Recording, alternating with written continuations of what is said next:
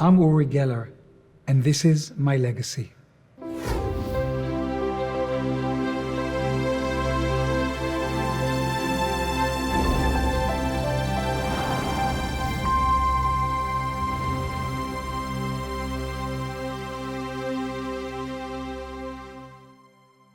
I would describe myself, Uri Geller, as a person that actually shocked the world with something quite trivial and surprising.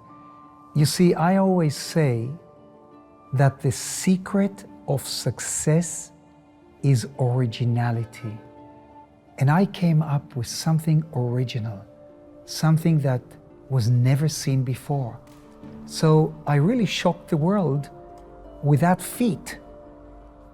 I look at myself as someone, maybe a freak of nature, maybe a little advanced ahead of my time, maybe something that triggered my mind power.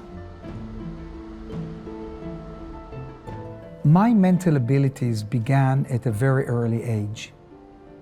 First of all, very few people know this, but when I was about a year old, my mother put me in a pram under a window. At that time in Israel, it was Palestine, and the British were the rulers in Israel, in Palestine, and a British soldier shot 2 bullets into our window from across the railroad station. And I remember that. I remember the glass shattering, falling slow motion onto my face. There was a little teddy bear that covered my face and nothing happened to me. I wasn't even scratched. So maybe that was a shock. Maybe that was the actual trigger. The second experience that happened to me that definitely falls into the category of a shock is the following. I'm about 5 years old. I'm playing in an Arabic garden, magical garden. And I heard kittens cry. And as a 5-year-old, I'm looking for them. Suddenly, out of nowhere, I see a huge sphere of light. It's strobing. It's almost like a living entity, but it was just a sphere, a ball of fire. I look at this phenomena, and then I can see with my eyes a beam, almost, I describe it today as a laser beam. It hits my forehead, and it was so tangible, it's so powerful that it pushes me into the grass. Now, I don't know how long I lay in the grass, but I ran home to tell my mother. She didn't believe me. She thought that I was either dreaming, fantasizing, lying, making it up. But no, I wasn't making it up, it happened. And this is why I adhered to this story through all my life. I didn't ebb away from it. I wrote about it in my books, I talked about it on documentaries, and really people thought, come on, this is so far out. It can't be true. And recently, an Israeli Air Force officer validated this entire scene. I was talking about this amazing encounter, I'll call it encounter, on a program on the BBC. That documentary was shown in Israel, and I get an email from a man called Jacobi who says, hey, Uri, I was there. I saw that sphere. I saw you. I saw a little boy running home because the apartment building was very near the garden. It was maybe 50 meters away. And he actually validated this story. And I said, wow, I grabbed the phone, I called him, I came to Israel, I filmed him. And he says that when I ran away from the sphere of light, the sphere followed me. And when I got into our entrance, into the doorway, the sphere exploded on the facade of our building and kind of tarnished it in a dark residue. That was it. So there I had a validation that no, I wasn't making up a story. I wasn't dreaming it. When I'm asked today what I think that was, I have a few theories. Let's talk about the most rational one. That it was some kind of a geophysical phenomena.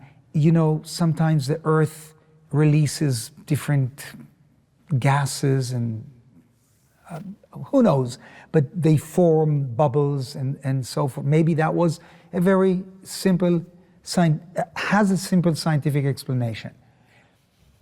Next theory, that it could have been a spiritual encounter, something to do with religion maybe, something to do with my belief system, something that I created with my mind, but it was tangible, it was there, I could touch it. The third theory is the most far out one, that I really had an alien encounter. I did not see an alien being. I didn't see the grays with the big eyes. I saw the sphere. But after I've told this story over and over, I get thousands of emails from people telling me, we had the same encounter. And we believe it was some kind of a UFO visitation. It was some kind of an extraterrestrial being trying to communicate with us. That's a possibility. I am a believer. There is nothing I do not believe in. I believe in infinity, so everything is possible. Of course there are UFOs, of course there are aliens.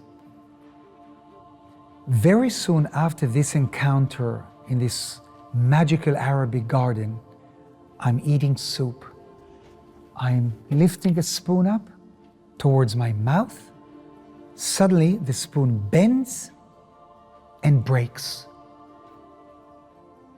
And I'm left holding the handle of the spoon, which maybe I'll demonstrate later. So my mother looks at me and I look at the handle, but what does a 5.5, 6-year-old kid know? My mother, again, wasn't surprised, and she thought, oh, well, maybe powers, the paranormal. You know, we didn't know the word paranormal then. And then I thought to myself, hang on, spoon, can I do it again and again? So I tried it in school, and I tried it and I showed it to my mother's friends. Everyone was shocked, surprised, amazed, aghast, say, what is this? That's when I realized that I had something different, something unique. My friends in school, pupils, they were good in basketball, they were good in soccer, they were good in arithmetic. I was very average, but I was good at bending spoons and reading minds. And the way I discovered that I could read minds was I was not good in mathematics, in arithmetic. So I could concentrate on the back of a pupil's head and I would copy the answer. The teacher didn't know how I got the answer right when the equation was wrongly written. Then I could look at the clock on the wall, will it to move an hour ahead. So I started discovering things that I could do at a very early age. Later on in life, I had to label myself. And of course, I had to always reinvent myself. And today, I look at it as the phenomena, I see it as the field of the paranormal. There is a section of it that is mind over matter, psychokinesis, telepathy, the ability to do extrasensory perception, but it was always controversial. Even in school, even when I was 7, 8, 9-year-old, children and teachers didn't know how to grasp, how to digest this thing. Some thought I was a magician, some thought it was just some kind of a mind over matter phenomenon. Nobody really knew. And I realized then that this is what's gonna push me out of poverty. Because we were very poor. My mother was a seamstress. My father was a womanizer, was never at home. I remember me and my mom walking to the flea market. She would buy old American parachutes from which she would sew dresses. We would collect plastic bakelite spoons after people would eat their ice creams, and she would wash them and resell them. We were broke. As I was growing up, I used my extrasensory perception, for instance, to make my mother win in card games. She would take me to a little card club. She would play Remy, and I would sit next to her, and I could look at the cards of the other players, which obviously you can't see, but I always knew, I detected who had the joker or who had two jokers, and I would kick my mother's leg to tell her which person had the joker. In a way, it was kind of cheating, but I could do that telepathically, and my mother would win quite a lot of money, which would help our existence because she was the earner. And in the family, my father wasn't around. Then my parents divorced, and my mother married a Hungarian Jew who lived in Cyprus. I was 11, didn't know English. So I left Israel, and suddenly a whole new culture opens up, different religions, Turks, Greeks. The British also occupied Cyprus at that time. We're talking about 1957. And my school was called Terra Santa College. It was up on a hill, and around the school there were hundreds of caves. And we would go down into the caves to explore. And I remember on a few occasions, we got lost, and I would use my mental powers to lead the kids out of the caves. So I would use these abilities in different areas. I don't know what it was. Maybe it was dowsing, maybe it was using my extrasensory perception waves, almost like a sonar. But yeah, I used to do these different unusual things. And again, everybody was just wow. And I already then felt that I was entertaining also people. Now, my stepfather died a year after my mother married him, and we left running this little hotel which had 14 rooms. The Mossad, the Israeli Secret Service, discovered that we're from Israel, and they turned this hotel into a Mossad safe house. And there would be Mossad agents, spies, they would check in, and from there, they would go to spy, in Syria, Egypt. One day, I approached one of these agents. I must have been 12. His name was Yoav Shacham. And I told him, Yoav, you're a spy, aren't you? He was, what? What are you talking about? How do you know? Why are you saying these things? To make a long story short, I became, at 12 years of age, a spy for Israel. You know what I did? I bent a spoon for him, and I did telepathy with him. And he would tell me, he would give me instructions. Okay, I'm leaving now the hotel, but I'm going to send you letters. Don't open them. You get on the bicycle and hand them into the hand of the Israeli consul in a consulate, which wasn't far away from our little hotel establishment. And I realized that he was spying, say, in Egypt or in Syria. He would send secret information in letter forms in the envelopes. I jumped on the bike and drove them down to the consul. So I knew that I was acting for the Mossad. And then Yoav says to me, Uri, I can't understand your powers, but you are helping us. I want you to go back to Israel when you're 18, join the paratroopers, go to officer school, and then find me. And I told him, Yoav, how am I going to find you? You're going to find me because we are going to use you.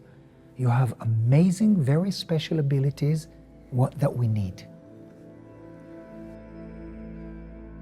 I'm asked many times if I'm unique in my family, possessing these abilities, these skills, these powers, call it whatever. I'm an only child. But having said that, I'm going to touch on something very sensitive and very emotional. You see, my father didn't want children, and he forced my mother to go through 8 abortions. And my mother fought for me. So maybe there is a connection, because I do feel that around me, I must have my brothers and sisters, maybe in angelic form, angels, spirits. I know I'm not alone. That was a shock to me when my mother told me that.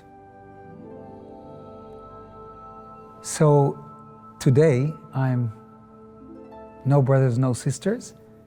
In my family, my son Daniel, when he was young, he could maybe do some telepathy, but they tried bending spoons. My daughter Natalie tried many times, but no one could.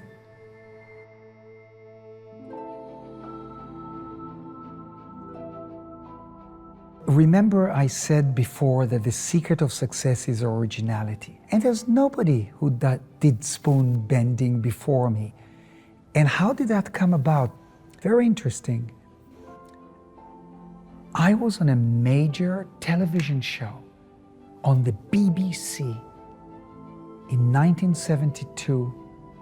It was called the David Dimbleby Show. And I'll tell you how it came about. I'm sitting around me, skeptical scientist, and David Dimbleby hands me a spoon. And he says, "Show us your powers." And I hold a spoon, and suddenly I do something that I've never done before. I look into the camera like this, and I hold up the spoon, and I say, "Everybody at home, go and get your spoons."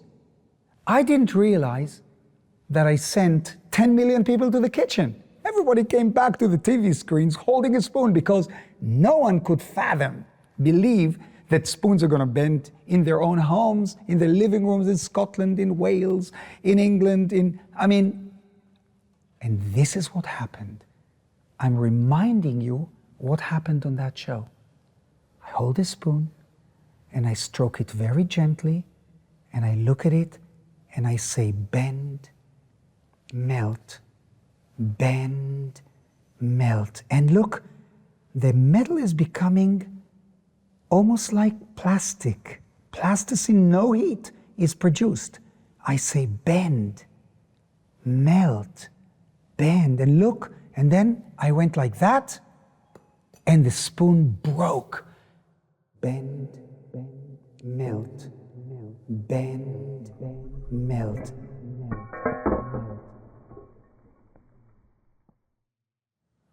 Do you know what happened the instant the spoon broke on the BBC?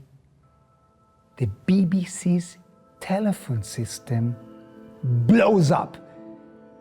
Not because of me, not because of my energies, but because spoons were bending in people's homes. When the phone calls were coming in, at that time, the system couldn't take 100,000 calls at the same moment. And the phenomena was huge. Not only spoons bent, but watches stopped, watches moved, pictures tilted on the walls, lights flickered. This was a mass phenomenon all over England.